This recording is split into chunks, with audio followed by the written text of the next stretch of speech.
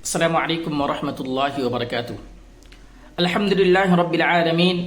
والصلاة والسلام علی سید المرسلین وعلى آلہ وصحبہ اجمعین، اما بعد۔ قال اللہ تبارک وتعالی فی القرآن المجید والفرقان الحمید، اعوذ باللہ من الشیطان الرجیم، بسم اللہ الرحمن الرحیم۔ لقد کان لکم فی رسول اللہ اسوۃ حسنہ۔ سیرت النبی صلی اللہ علیہ وسلم کے تعلق سے باتیں چل رہی ہیں۔ کل کے درس میں اس بات کا تذکرہ کیا گیا کہ کس طریقے سے اللہ کے نبی صلی اللہ علیہ وسلم پے در پے 3 مرتبہ بطور کمانڈر آپ قافلہ لے کر کے روانہ ہوتے ہیں اور مکہ والوں کا پیچھا کرتے ہیں، لیکن پیچھا کرتے کرتے مکہ والے بہت آگے نکل جاتے ہیں اور آپ صلی اللہ علیہ وسلم مکہ میں داخل نہ ہو کر کے واپس آ جاتے ہیں۔ اسی طریقے سے ایک واقعے کا تذکرہ کیا گیا تھا کہ قرظ بن جابر الفہری،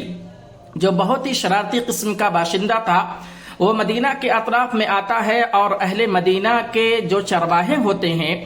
ان پر حملہ کرتا ہے اور ان کی بکریوں کو چرا کر کے لے جاتا ہے۔ اللہ کے نبی صلی اللہ علیہ وسلم 70 صحابہ کے مابین اور 70 صحابہ کے ساتھ جا کر کے اس کا پیچھا کرتے ہیں صفوان نامی جگہ، صفوان نامی وادی کے پاس تک، لیکن معلوم ہوتا ہے کہ وہ آگے نکل گیا ہے اور اللہ کے نبی صلی اللہ علیہ وسلم وہاں سے واپس آ جاتے ہیں۔ جب اللہ کے نبی صلی اللہ علیہ وسلم نے سفر کیا، قافلہ روانہ کیا یا خود اس میں شامل ہوئے، تو مدینہ کے ذمہ دار الگ الگ انتخاب کیے۔ اس کی حکمت یہ تھی کہ تمام لوگ ہر ایک اعتبار سے ٹرینڈ ہوں اور ہر ایک اعتبار سے ملک کو، شہر کو چلا سکیں، کیونکہ اس درمیان چاروں خلیفہ موجود تھے، لیکن اللہ کے نبی صلی اللہ علیہ وسلم نے یہ حکمت اختیار کی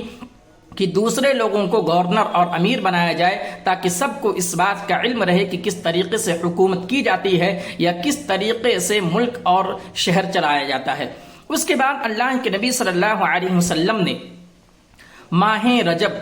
سن 2 ہجری میں ایک قافلہ آپ نخلا کی طرف روانہ کرتے ہیں، جس کے امیر اللہ کے نبی صلی اللہ علیہ وسلم حضرت عبداللہ بن جحش الاسدی رضی اللہ تعالی عنہ کو منتخب کرتے ہیں اور ان کے ساتھ 12 افراد کو ان کے ساتھ بھیجتے ہیں۔ یہ قافلہ 12 لوگوں پر مشتمل ہوتا ہے اور یہ قافلہ نخلا کی طرف اللہ کے نبی صلی اللہ علیہ وسلم بھیجتے ہیں۔ یہ نخلا مکہ اور طائف کے درمیان ہوتا ہے، یعنی مکہ کے بہت زیادہ قریب ہوتا ہے۔ یہ پہلی بار ایسا ہوتا ہے کہ اللہ کے نبی صلی اللہ علیہ وسلم ایک چھوٹے دستے کے ساتھ 12 لوگوں پر یہ قبیلہ مشتمل ہوتا ہے، یہ قافلہ مشتمل ہوتا ہے۔ اللہ کے نبی صلی اللہ علیہ وسلم بھیجتے ہیں اور کہتے ہیں کہ وہاں پر جاؤ، تو 12 لوگوں کے ساتھ حضرت عبداللہ بن جحش الاسدی رضی اللہ تعالی عنہ اس کے جو امیر ہوتے ہیں، اور یہ جو جگہ ہوتی ہے مدینہ سے کافی دور ہوتی ہے، بہت زیادہ دور ہوتی ہے، اور وہ 12 لوگ وہاں سے نکلتے ہیں۔ نکلنے کے وقت اللہ کے نبی صلی اللہ علیہ وسلم حضرت عبداللہ بن جحش الاسدی رضی اللہ تعالی عنہ کے ہاتھ میں ایک پیغام دیتے ہیں۔ پیغام دیتے وقت آپ یہ کہتے ہیں کہ آپ اس کو کھولنا مت۔ عبداللہ بن جحش رضی اللہ تعالی عنہ سے اللہ کے نبی صلی اللہ علیہ وسلم کہتے ہیں کہ یہ جو پیغام آپ کو دیا جا رہا ہے آپ اس کو کھولیے مت۔ آپ جب مدینہ سے روانہ ہو جائیے، آپ جب مدینہ سے نکل جائیے، اور مدینہ سے نکلنے کے بعد جب آپ کا فاصلہ 2 دن مکمل ہو جائے، یعنی آپ کا سفر جب 2 دن مکمل ہو جائے، تو آپ اس کو کھولیں اور دیکھیں کہ اس میں کیا پیغام ہے۔ حضرت عبداللہ بن جحش رضی اللہ تعالی عنہ ایک چھوٹے قافلے کے ساتھ 12 لوگوں کے ساتھ، جو کہ پہلی بار ہوتا ہے، اس سے پہلے اللہ کے نبی صلی اللہ علیہ وسلم نے صحابہ کرام کو کمانڈر بنا کر بھیجا، یا اسی طریقے سے خود جو ہے قافلے کی نگرانی کرتے ہوئے نکلے، تو کبھی 150 صحابہ، کبھی 200 صحابہ، کبھی 70 صحابہ، لیکن اس بار صرف اور صرف 12 لوگوں کے ساتھ اللہ کے نبی صلی اللہ علیہ وسلم ایک قافلہ روانہ کرتے ہیں اور عبداللہ بن جحش رضی اللہ تعالی عنہ کو اس کا امیر بناتے ہیں، اور ان کو بھی کہتے ہیں کہ آپ یہ پیغام لے کر کے جائیے، اور مدینہ سے نکلنے کے بعد 2 دن جب مکمل ہو جائے اس کے بعد آپ اس پیغام کو پڑھیں۔ حضرت عبداللہ بن جحش رضی اللہ تعالی عنہ نکلتے ہیں، اور نکلنے کے بعد جب 2 دن مکمل ہو جاتا ہے تو کہتے ہیں کہ اب دیکھا جائے۔ اللہ کے نبی صلی اللہ علیہ وسلم کا فرمان کیا ہے، اللہ کے نبی صلی اللہ علیہ وسلم نے کیا پیغام ہم کو دیا ہے۔ پھر 2 دن مکمل کرنے کے بعد آپ جب پیغام کھولتے ہیں اور دیکھتے ہیں تو اس میں لکھا ہوتا ہے کہ اللہ کے نبی صلی اللہ علیہ وسلم نے کہا کہ اے عبداللہ بن جہش اور آپ کے ساتھی، آپ لوگ جو نخلا وادی ہے وہاں پر جائیں، اور وہاں پر جانے کے بعد آپ ایک قریشی قافلہ جو ہے اس کی طرف متوجہ ہو جائیں، اس پر نظر رکھیں، اور وہ لوگ کیا کر رہے ہیں، کیا پلان کر رہے ہیں، کیا چیزیں لے کے جا رہے ہیں، اس کے بارے میں ہم کو خبر کریں۔ یہاں پر ایک بات میں بتلا دوں کہ کچھ لوگ اس پر یہ کہتے ہیں عقیدے کے تعلق سے کہ اللہ کے نبی صلی اللہ علیہ وسلم مدینہ بیٹھے ہوئے ہیں اور آپ مکہ کی طرف نخلا وادی جو ہے وہاں پر صحابہ کرام کو بھیجتے ہیں، اور وہیں پر بیٹھے بیٹھے یہ کہہ رہے ہیں کہ ایک قبیلہ آئے گا،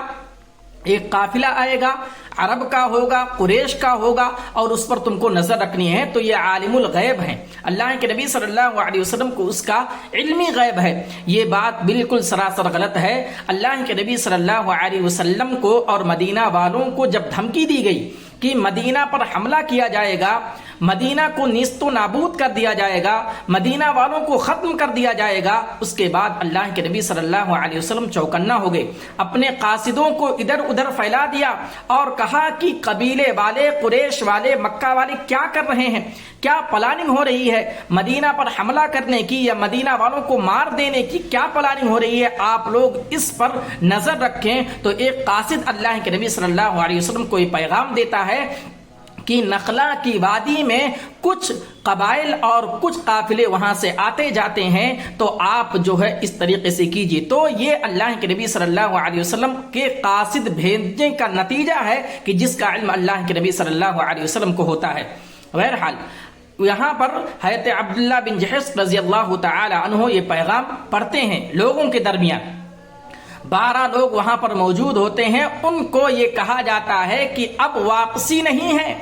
ہم کو نخلا کی وادی کی طرف جانا ہے۔ اور یہ نخلا کہاں ہے؟ مکہ اور طائف کے درمیان، مدینہ سے کوسوں دور اور مکہ کے بہت زیادہ قریب ہے۔ یہ گویا کی ایک طریقے سے یہ تھا کہ جو شہد ہوتا ہے اور مکھیاں اس پر بیٹھی ہوتی ہیں، اس چھتے پر ہاتھ لگانا تھا، یعنی مکہ والوں کو چھیڑنا تھا، مکہ کے قریب جا کر کے وہاں پر دیکھ ریکھ کرنی تھی۔ یہ ایسا پہلی بار ہو رہا تھا۔ اللہ کے نبی صلی اللہ علیہ وسلم جب بھی کسی قافلے کا پیچھا کرتے تو آپ مکہ سے بہت پہلے جو ہے واپس آ جایا کرتے تھے، مکہ کے اندر نہیں گھستے تھے۔ تو یہ عبداللہ بن جہش رضی اللہ تعالی عنہ ان لوگوں کے درمیان یہ چیزیں کہتے ہیں، اور کہتے ہیں کہ اگر تم میں سے کوئی ڈر رہا ہے شہید ہونے سے، شہادت پانے سے، اگر کوئی ڈر رہا ہے تو یہاں سے جا سکتا ہے، لیکن اگر کوئی شہادت چاہتا ہے اللہ کی راہ میں، اللہ کی اسلام کو پھیلانے کے لیے، نبی اکرم صلی اللہ علیہ وسلم کے فرمان کو دنیا کے خطے خطے پر جو ہے نقش کرنا چاہتا ہے تو ہمارے ساتھ چلے اور شہادت کا جام پیے۔ یہ عبداللہ بن جہش رضی اللہ تعالی عنہ اپنے ساتھیوں کے درمیان کہتے ہیں، اور ایک ذمہ دار کی نشانی ہوتی ہے، وہ بڑھ چڑھ کر آگے ہوتا ہے، لوگوں کو نصیحت کرتا ہے، بتلاتا ہے، ان کو دلاسا دیتا ہے، حوصلہ دیتا ہے۔ عبداللہ بن جہش رضی اللہ تعالی عنہ اپنے قافلے والوں کے درمیان، اپنے لوگوں کے درمیان، اپنے ساتھیوں کے درمیان یہ اسپیچ دیتے ہیں، یہ نصیحت کرتے ہیں کہ اگر تم چاہتے ہو،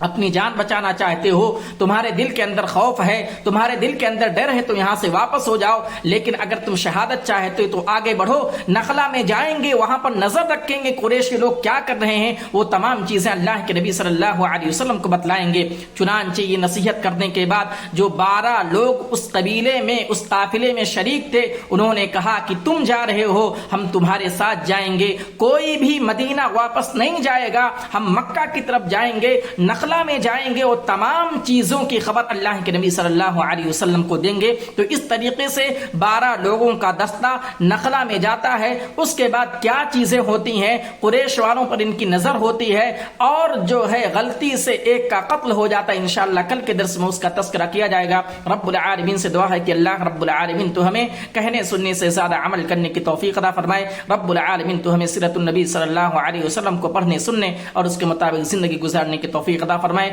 آمین وآخر دعوانا الحمد للہ رب العالمین۔ السلام علیکم ورحمۃ اللہ وبرکاتہ۔